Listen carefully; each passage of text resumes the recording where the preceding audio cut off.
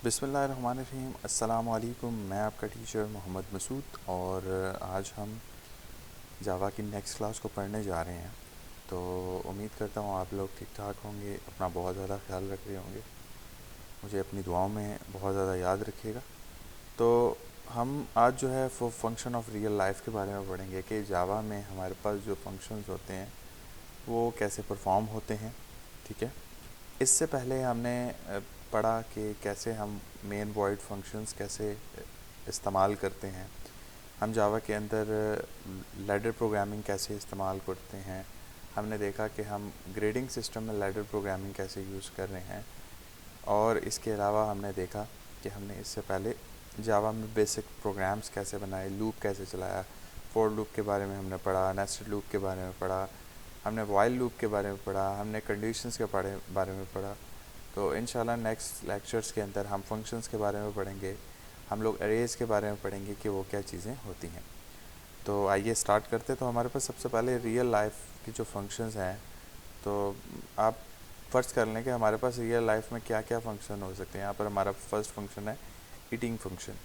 मिसाल के तौर पर आप जब कुछ खा रहे हैं तो हम कहते हैं हम बेसिकली हम कोई भी चीज़ जो है या कोई खाना है वो हम खा रहे हैं, मीन के हम ईटिंग कर रहे हैं।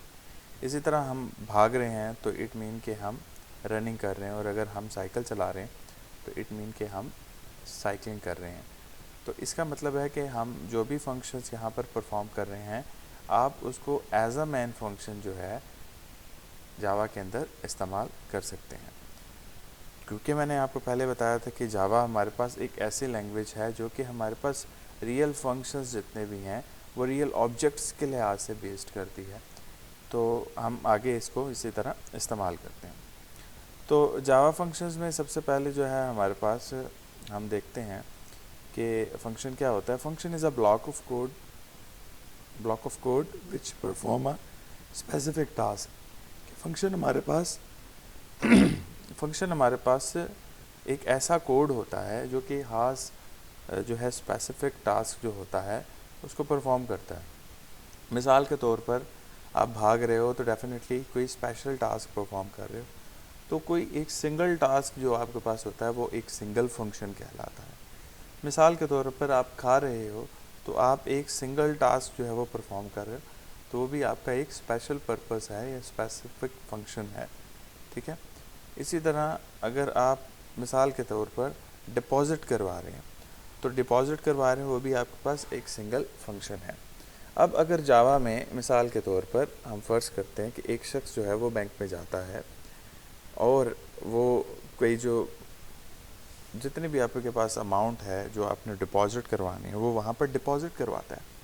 अब वो डिपॉज़िट जब करवाएगा तो उसके पास, चूँकि आप डिपॉज़िट जब करवा रहे कोई शख्स, तो हो सकता है एट द सेम टाइम कोई और शख्स भी डिपॉज़िट करवा रहा हो।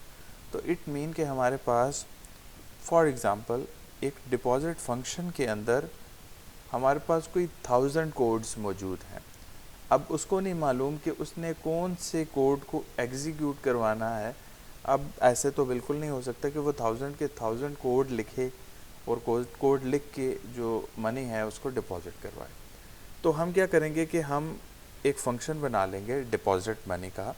उस फंक्शन के अंदर हम वो जो 1000 कोड है उनको लिख लेंगे। तो वो ऑटोमेटिकली क्या करेगा, जब डिपॉज़िट लिखेंगे या मेन लाइब्रेरी में से या मेन फंक्शन में से हम डिपॉज़िट सेलेक्ट करेंगे तो वो 1000 में से खुद ऑटोमेटिकली जो है हमारे लिए जो कोड होगा उसको सिलेक्ट कर लेगा और हमारी जो मनी है उसको डिपॉज़िट कर लेगा। इसी तरह हम अगर विड्रॉ की बात करें तो विड्रॉ में भी इसी तरह होता है कि आप विड्रॉ करवाना चाहते हैं कोई मनी, तो उस सूरत में जब आप विड्रॉ करवा रहे हैं तो आपके पास 1000 कोड्स हैं और उन 1000 कोड्स को आप लिख नहीं सकते।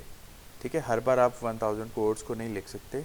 तो आप उन 1000 कोड में से आपका कोड कौन सा है, उस कोड को एग्जीक्यूट या आपकी जो ट्रांजैक्शन है उसके साथ मैचअप करने के लिए जो कोड होना चाहिए वो क्या करेगा, वो खुद ब खुद जो है उस कोड को मेन फंक्शन के अंदर से कॉल करवा देगा। तो हम एक फंक्शन बना लेंगे विड्रॉ का, और विड्रॉ का फंक्शन बना लेंगे और सिर्फ विड्रॉ लिखेंगे या विड्रॉ सेलेक्ट करेंगे तो हमारे पास वो खुद ब खुद उन 1000 कोड में से जो कोड हमारे लिए अप्रोप्रिएट होगा उसको निकाल देगा और निकाल के हमारी जो मनी है उसको विड्रॉ कर देगा।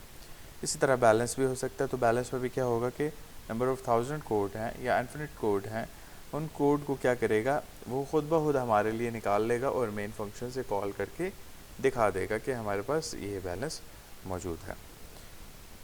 इसके बाद हम अगर मज़ीद देखें तो हमारे पास यहाँ पर फंक्शन है। अब यहाँ पर जो दो फंक्शन हमें नज़र आ रहे हैं, एक हमारे पास फंक्शन है जो कि पैरामीट्रिक ओरिएंटेड है, मतलब उसके अंदर पैरामीटर जो है इस्तेमाल हुए, और एक ऐसा है जिसके अंदर पैरामीटर इस्तेमाल नहीं हुए। तो हमारे पास जो एक फंक्शन है जो ऊपर आपको नज़र आ रहा है ये नॉन पैरामीटराइज्ड फंक्शन है, जबकि हमारे पास जो नीचे फंक्शन आपको नज़र आ रहा है ये पैरामीटराइज्ड फंक्शन है। कैसे? अब आप अगर देखें कि ये फंक्शन लिखा हुआ है, सबसे पहले तो हमने मेन फंक्शन को पहले पढ़ा था, अब हम वॉइड फंक्शन को भी पढ़ेंगे।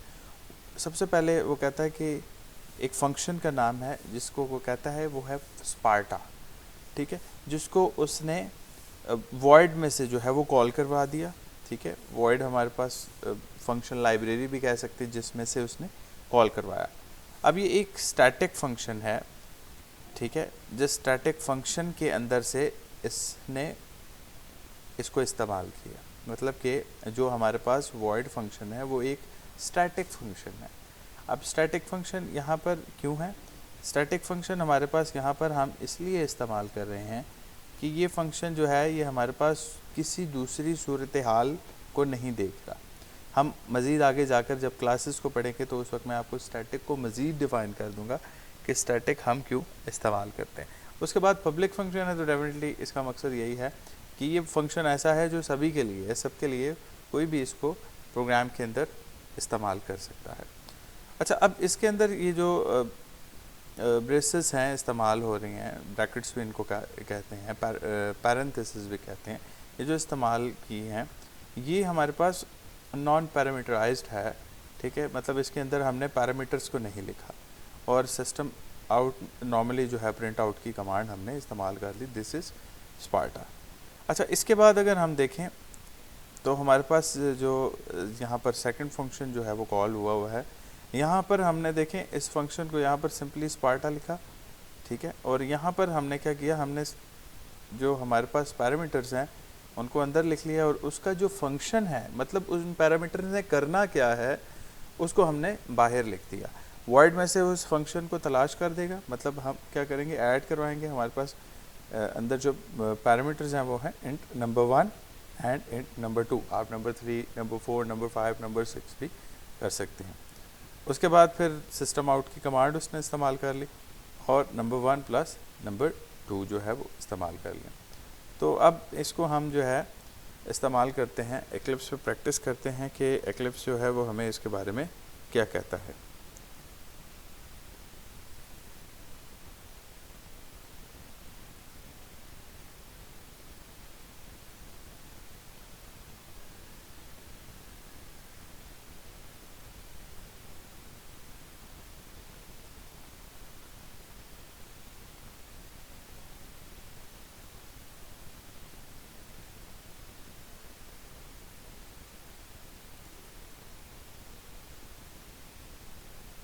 एक्लिप्स को जो है वो ओपन कर लेते हैं यहाँ पर।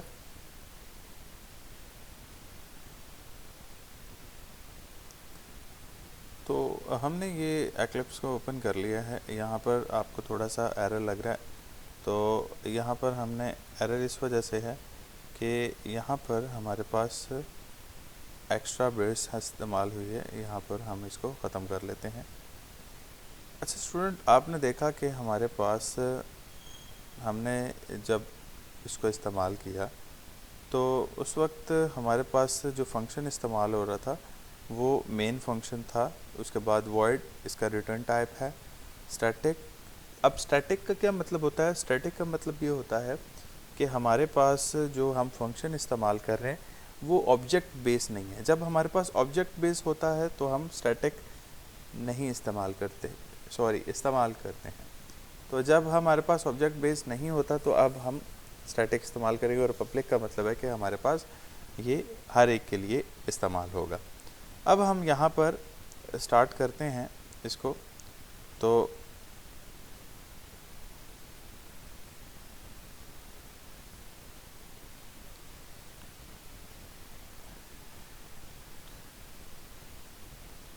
यहाँ पर हम स्टार्ट करते हैं।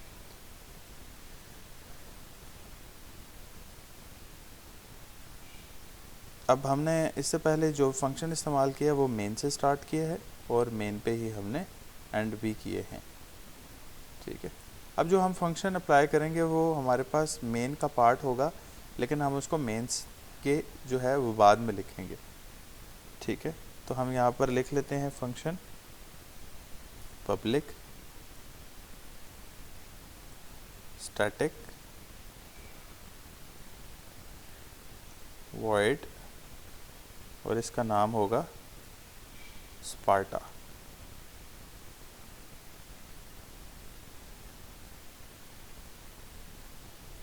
और इसके बाद सिंपली ब्रैकेट स्टार्ट, और मैं यहाँ पर सिंपली लिख लेता हूँ सिस्टम आउट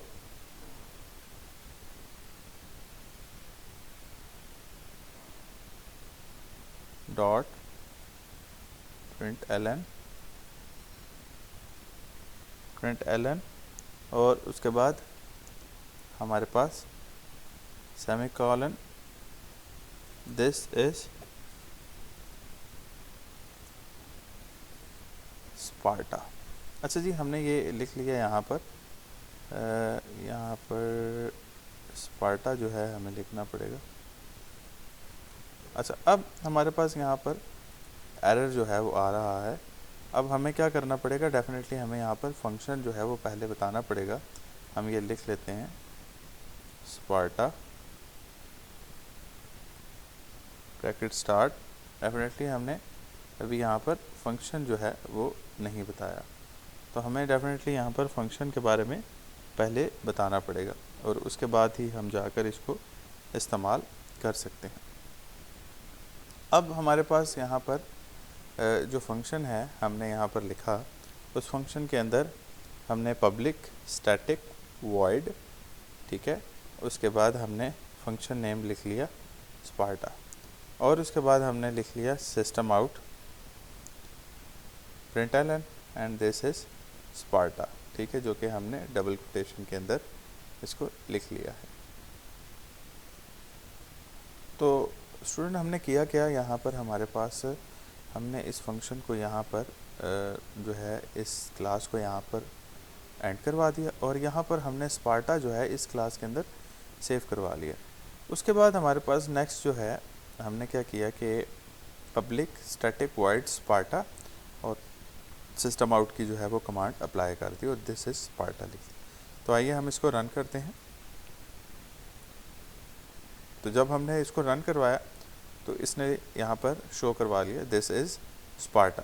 ठीक है, अब इसके बाद जो है नेक्स्ट हमारे पास जो फंक्शन है, क्योंकि हमारे पास नॉन पैरामीटराइज्ड हमने फंक्शन अप्लाई कर लिया, और अब हमारे पास जो फंक्शन है वो है पैरामीटराइज्ड फंक्शन, जिसके अंदर हमने पैरामीटर को इस्तेमाल करना है।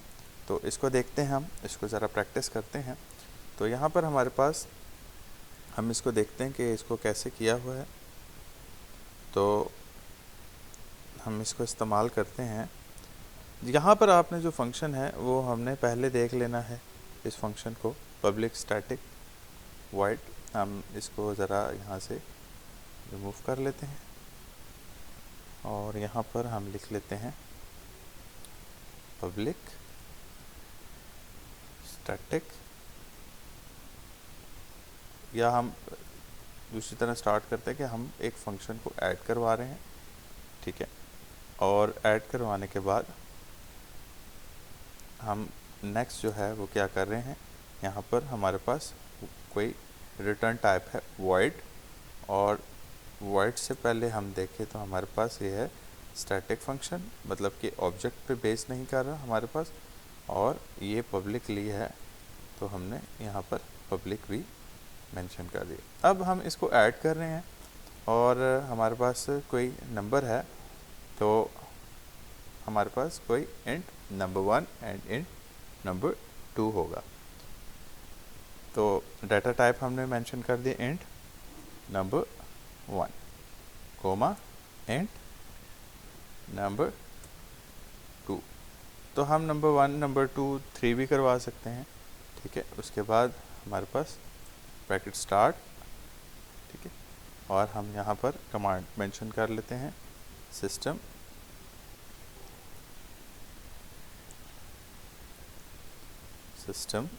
Dot out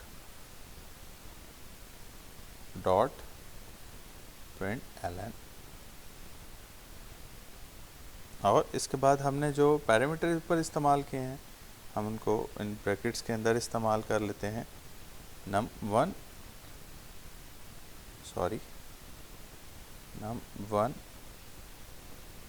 plus num2। तो ये हमारे पास हमने इस्तेमाल कर लिया। अब इसके बाद जो है हमारे पास नेक्स्ट जो है हम इसको हमने यहाँ पे ब्रैकेट क्लोज कर दिया, लेकिन डेफिनेटली हमने यहाँ पर इसकी जो है वो क्लास या फंक्शन भी डिफ़ाइन करना है। तो फंक्शन डिफ़ाइन करने के लिए हम क्या करेंगे, यहाँ पर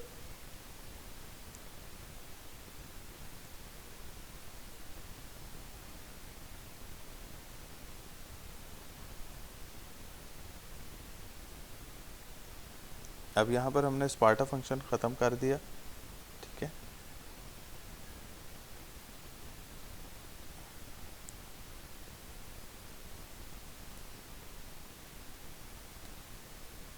अब यहाँ पर हम फंक्शन का नाम लिखेंगे जिसके अंदर दो वैल्यूज जो है ऐड होनी चाहिए।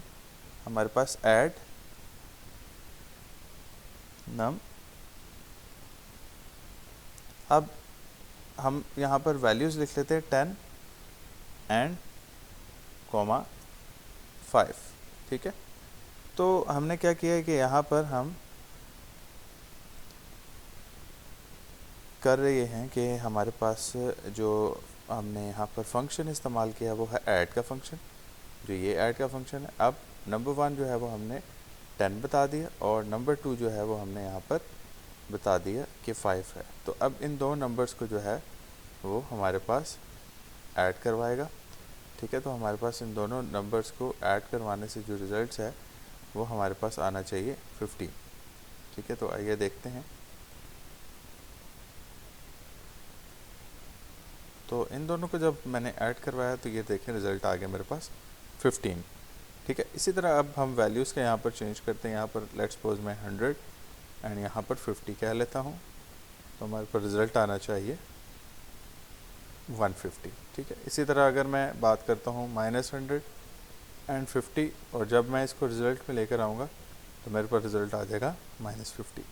तो ये हमारे पास थे स्टूडेंट बेसिक फंक्शन जो है हम फंक्शन के अंदर से जो है हम कैसे कॉल आउट करवा सकते हैं। हम नंबर्स ऑफ पैरामीटर्स को पहले या पैरामीटराइज्ड या नॉन पैरामीटराइज्ड नंबर्स को कैसे या फंक्शंस को कैसे इस्तेमाल करते हैं, और हम बहुत सी वैल्यूज़ को बाद में लिख लें और फंक्शंस को पहले भी बना सकते हैं, और पैरामीटर्स को पहले लिखकर और फंक्शन को बाद में भी बना सकते हैं। तो यहाँ पर अगर मिसाल के तौर पर मैं integer number 1 number 2 and comma number 3 भी बात करता हूँ एंड num3, तो हम वो भी इस्तेमाल कर सकते हैं। यहाँ पर सिंपल मुझे क्या करना पड़ेगा, num1 num2 प्लस num3 कर देता हूँ, num3 आ गया, ठीक है। अब हमारे पास यहाँ पर नंबर 1 आ गया 100, नंबर 2 आ गया 50 एंड कोमा मैं num3 कर देता हूँ 50, और इसको मैं -100 के बजाय 100 कर देता हूँ। अब हमारे पास ये 3 नंबर्स का फंक्शन आ गया। तो अब हमारे पास इसको रिज़ल्ट को ऐड करने से क्या आया 200, मतलब 100 50 एंड 50 200 आ गया। इसी तरह नंबर 3 4 5 एंड आप यहाँ पर 10 नंबर्स को भी ऐड अप करवा सकते हैं। तो सिंपली क्या करना पड़ेगा, आपको फंक्शंस को अलग-अलग नहीं लिखना पड़ेगा, सिंपल फंक्शन ऐड जो है वो इस्तेमाल करना पड़ेगा। उसके अंदर जितने भी नंबर्स होंगे उसको वो ऐड अप करवा देगा। तो उम्मीद करता हूँ आपको समझ आई होगी। अपना बहुत ज़्यादा ख्याल रखिएगा। अल्लाह हाफ़िज़।